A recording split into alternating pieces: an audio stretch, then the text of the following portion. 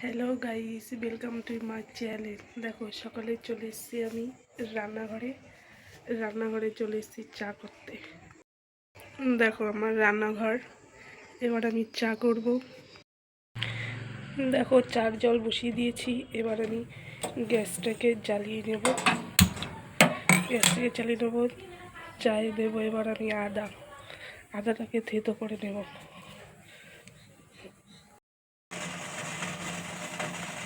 দেখো এবার আমি চা পাতাটা দিয়ে দিচ্ছি চা পাতাটা দিয়ে দিচ্ছি। দেখো চাটা কিভাবে ফুটছে।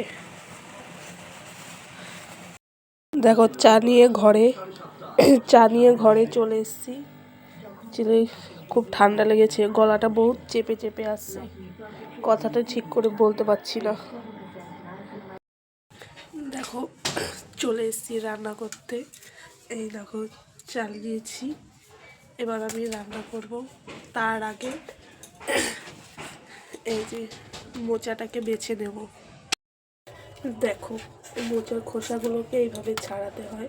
তারপর যে ভেতরে এই জিনিসটা থাকে, এই জিনিসটাকে ভালো করে নিতে হয়। আবার আরেকটা দেখাচ্ছি, এই যে আরেকটা, এই দেখো টেনে নিতে হয়। দেখো এবার আমি মোচাগুলোকে ছাড়িয়ে দেব।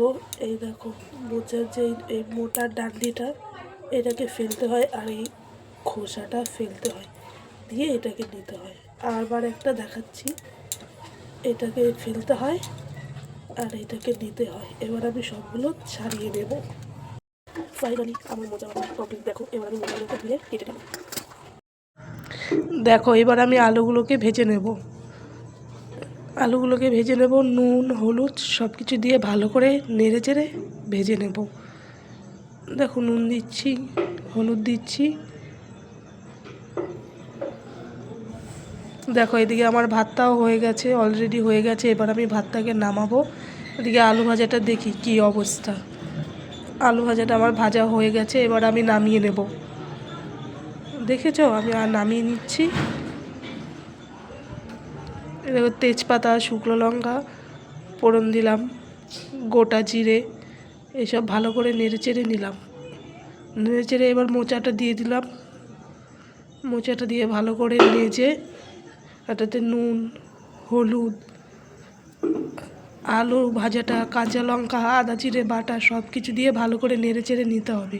তারপরে একটু ভালো করে নেড়েচেড়ে ঢাকা দিয়ে রাখতে হবে। ঢাকাটা হলে গরম মশলা দিয়ে নামাতে হবে। দেখো আমার রান্না হয়ে গেছে। ভাত, ডাল, টমেটো দিয়ে ডাল, তারপরে মোচা ঘন্ট, এটা একটা চচ্চড়ি আলু দিয়ে, আর একটা ভাজা, পাঁপড় ভাজা। দেখো ভিডিওটা যদি ভালো লাগে তাহলে লাইক কমেন্ট শেয়ার করো, আর যদি ভুল ত্রুটি হয় তাহলে ক্ষমা করে দিও।